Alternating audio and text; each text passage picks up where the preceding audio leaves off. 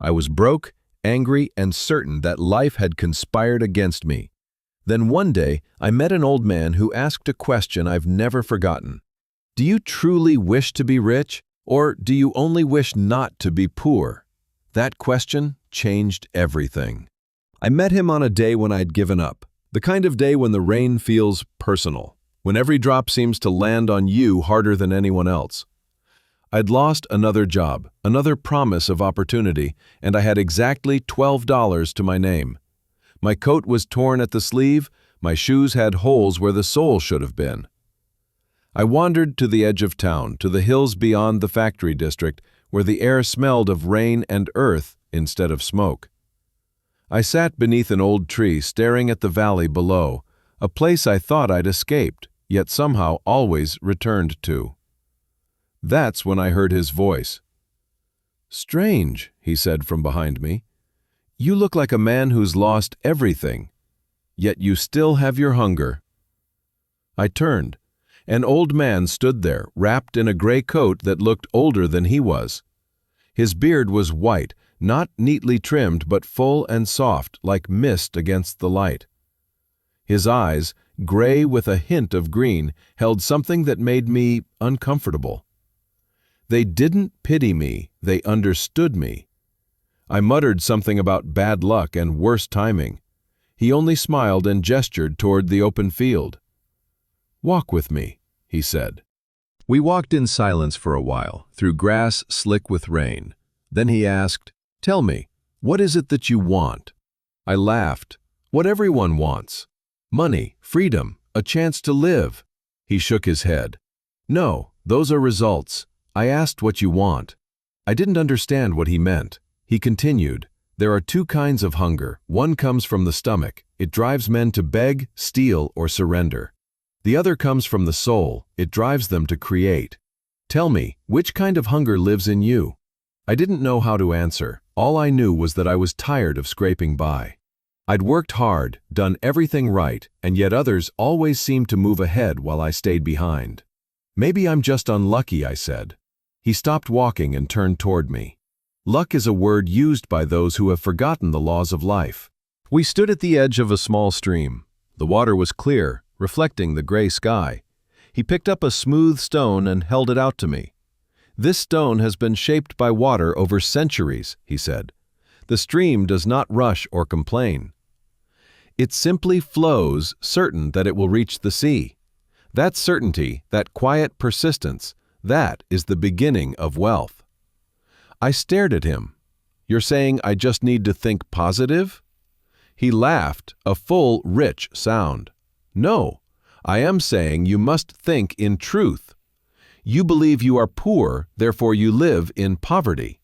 You believe the world is unfair, therefore it must be. You believe success belongs to others, so you never claim it for yourself. These beliefs are not truths, they are illusions you have fed with your attention." "Then what is truth?" I asked. "That abundance exists," he said simply, "everywhere, always. The problem is not that the world lacks wealth, it is that men lack vision."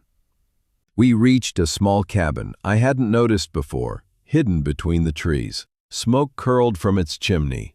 He opened the door and motioned for me to sit by the fire. Inside, everything was simple: a wooden table, a kettle, shelves of books and old tools. Yet there was a sense of calm that I hadn't felt in years. He poured 2 cups of tea. "You came here because you are hungry," he said, "but hunger alone cannot feed you. You must learn to shape it." He took a sip and looked into the flames. "Most men spend their lives running from poverty. They never realize that running from something is not the same as moving toward something. Do you understand?" I shook my head.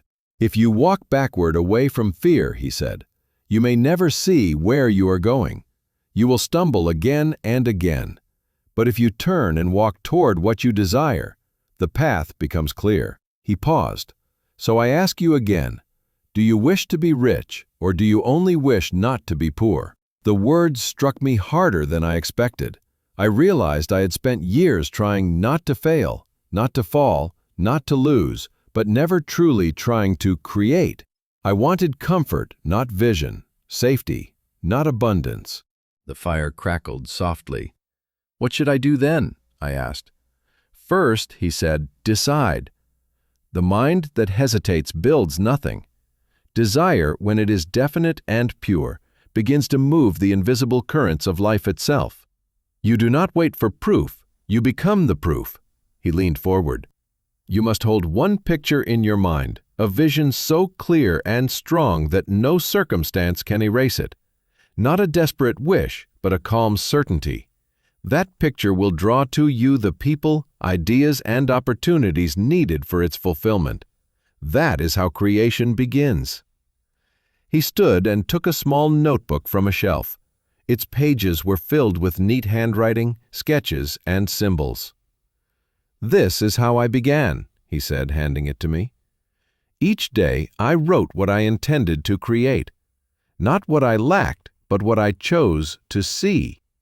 I opened the book. On one page, written boldly, I am surrounded by wealth even when I cannot yet see it. I closed the notebook, unsure what to say. He smiled again. You think this is foolishness, he said, but everything man has ever built began first as thought. The bridge, the ship, the coin, all were ideas before they were things. You are no different. He stood and took a small notebook from a shelf. Its pages were filled with neat handwriting, sketches, and symbols.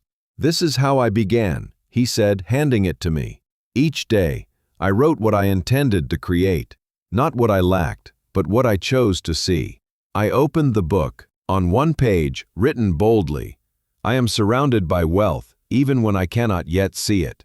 I closed the notebook, unsure what to say. He smiled again. You think this is foolishness, he said, but everything man has ever built began first as thought. The bridge, the ship, the coin, all were ideas before they were things. You are no different. When I left that cabin, the rain had stopped.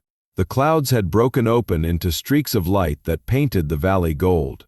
For the first time in years, I felt something strange. Not hope exactly, but a quiet knowing. Maybe wealth wasn't something I had to chase. Maybe it was something I had to allow. I looked back, but the old man was already gone. Only the smoke from his chimney remained, curling upward like a question waiting for its answer. That night, I tore a page from my notebook and wrote, I will no longer run from poverty. I will walk toward abundance, step by step, in faith. I didn't know it then, but that was the beginning of my golden path, the first faint ember of a fire that would one day light my way. This is only part one of that journey, and the lessons that followed would test everything I thought I knew about wealth, purpose, and the quiet power that shapes a man's destiny. If this story stirred something in you, share your thoughts in the comments below. Which part of your path are you walking right now? And remember to like, share, and follow Tale Ember so you don't miss the next chapter of The Golden Path and other stories that might reignite something bright within you.